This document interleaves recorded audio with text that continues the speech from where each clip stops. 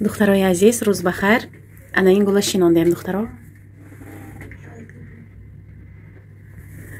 ин баргаша қайчӣ мекунам барои гула освежит кардан. инҷо бошад. имрӯз амосовый паста омода мекунем духтаро. амосовый паста бо рецепти Амосов гуфтаги як профессор будаги, бо рецепти ана ҳамон омода карда мешавад. ин чиз барои профилактикаи грипп, мустаҳкам кардани иммунитет.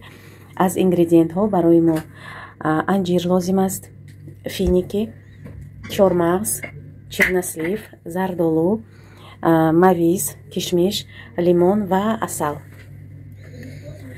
ҳамаи ҳамин маҳсулота ман шуштам, хушк кардам ва акнун аз мисарубка мегузаронем.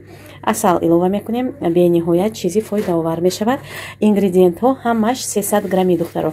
инҷа зардолу зиёдтар, ина ҳозир 300 граммаша тайёр мекунем, тоза мекунем. тамом, ҳамаш хулоса 300 грамми. ман якумин маротиба тайёр мекунам духтаро. барои фарзандо саҳарӣ як қошуқи истеъмол мекунам.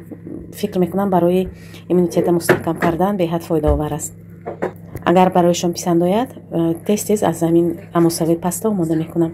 ин чиз духтаро, амосовый паста дар Wildberries ҳам ҳаст, лекин агар хонагӣ тайёр кунед, боз чизои натурални кати боз дигар хел мешавад.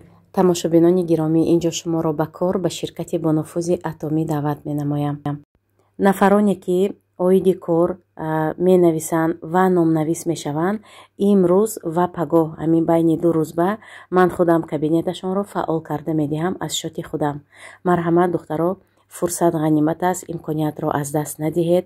нависед, ба командаи беҳтарини мо пайваст шавед ва бо мо ҳамкорӣ кунед.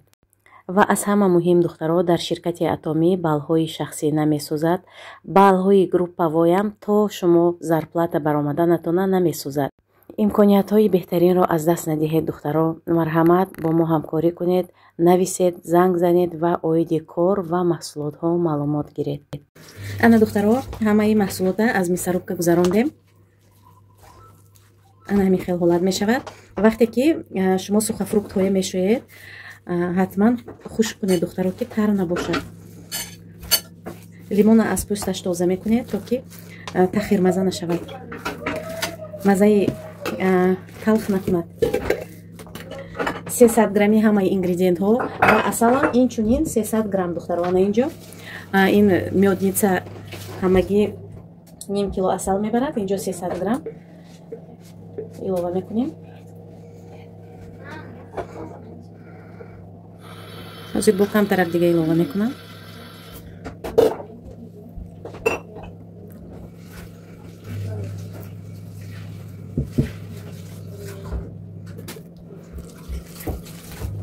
нами хел натуральный витамин мешавад.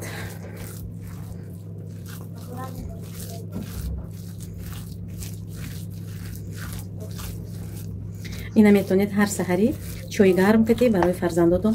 як қошуқи ҳар саҳарӣ, ҳар субҳ барои фарзандотон метавонед як қошуқи чой кати диҳед. беҳад чизи фоидаовар.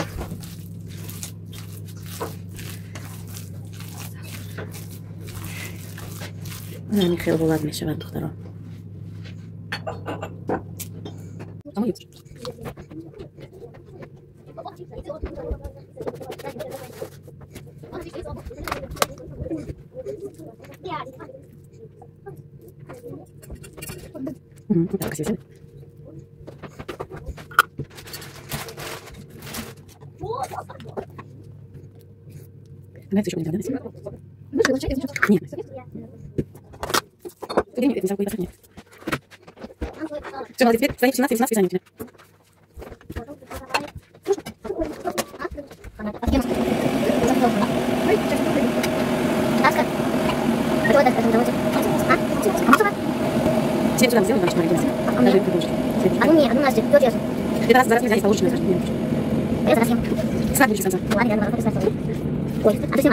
ана духтаро, амосовый пастаи мо тайёр шуд. 8 намуд ингредиент кати духтарако ҳатман омода кунед. аҷоибот духтаро, чой кати, кофе кати, субҳона ва ғизои беҳтарин натурални духтаракои азиз ҳатман тайёр кунед. 「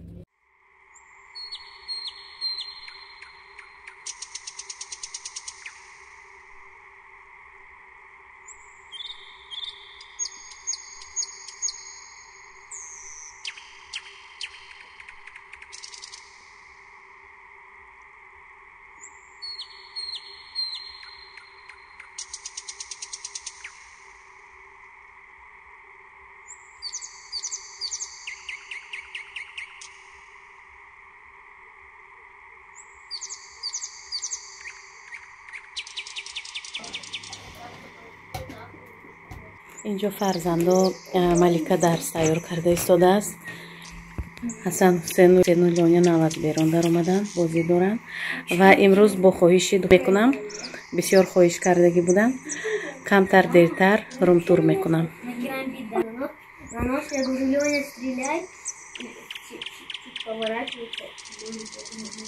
Какую игру играете? Тамошобинони азиз, рӯз бахайр. Барои полдник запеканкаи творожный омода карда истодам. Барои ин ба мо 1 кило творог лозим аст, 8 дона тухм, 8 қошуқ манни крупа, шакар 8 қошуқ ва ванилин сода камтарак илова кардам ва сливочное масло 80 грамм.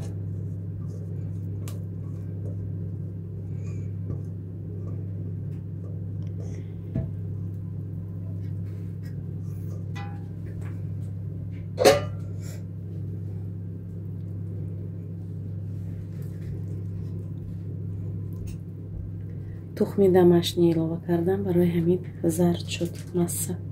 Пияз? Молодец, умничка. Лёня барои манни крупа равон кардаги будам, магазин омадааст. Всё нормально, Лёня?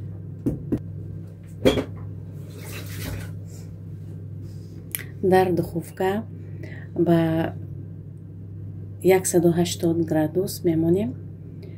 30 дақиқа пас тайёр мешавад.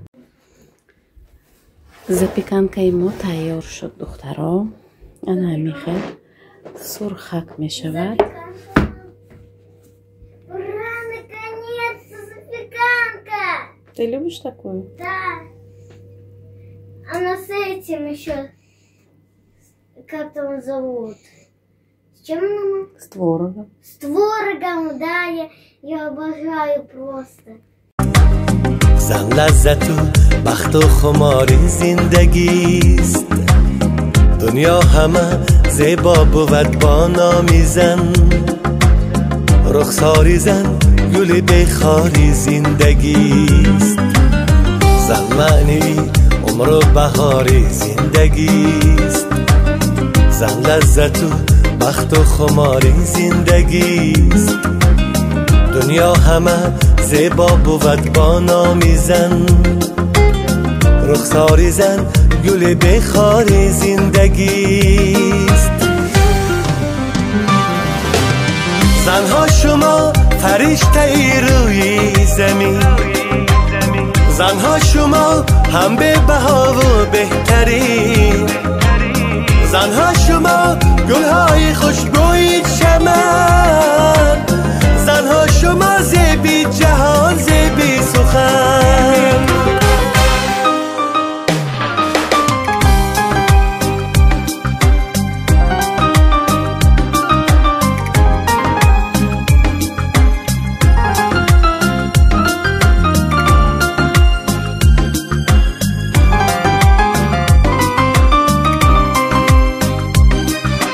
ای موج دریای روز بخیر. اینجا نخود پشکی پخته ماندم. من نخود از والبریس заказ میکنم. نرخ دسترسکتی و دو سه упаковка میگیرم.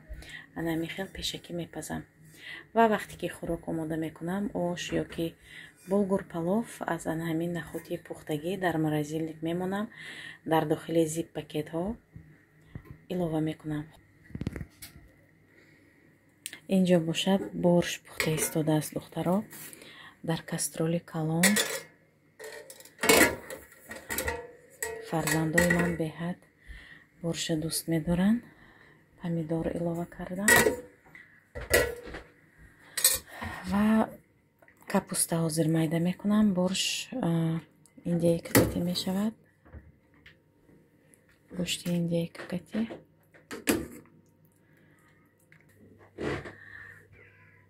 як шохаша шикастам. ана ин гула, духтаро, ман як шохаи майдаша шикастам. дар дохили об мондам. аллакай ина бинед реша давондагӣ ва акнун мешинонем. садбаргое аз инҷа гирифтам. Ба фикрам ки инҷа маъқул нашуд. Обу ҳавош ҳарорати беҳад баланд дорад. Ин поёнаш батарияи ҳаст. Барои ҳамин гирифтам. Ва имрӯз ҳамин гула мешинонем. ин гул бошад духтаро гули сафед монанди кал мегӯянд. анами хел гул мешавад. Сафеди дароз беҳад гули зебо мешавад. ва ба фикрам ки ягон ҳафта пас инам мешукуфад.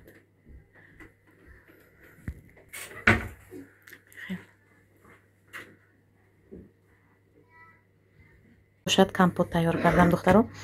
себи пухта гузаштагӣ уже буд. себи гирифтаги мо анами хел майда карданам нашуд, даже ҳал шуд. хулоса ҳамин хел компот тайёр кардам. духтаро барои боршатон сурх шудам. шумо метавонед якбора лаблабуя каструлькава андозед, лекин ман агар бульон равғанаш бисёр набошад, агар равғанӣ набошад бульон, ман аввал анами хел зирбак мекунам свеклакати барои бульон камтар равғандор шуданаш. хулоса агар борш гӯшти гӯсфанд кати бошад, агар ман паджарка намекунам. агар мурғ кати бошад борш ё ки индияка кати бошад, ман ҳамин хел паджарка тайёр мекунам. баъд дар охир илова мекунам. як маротиба алова хомӯш мекунем.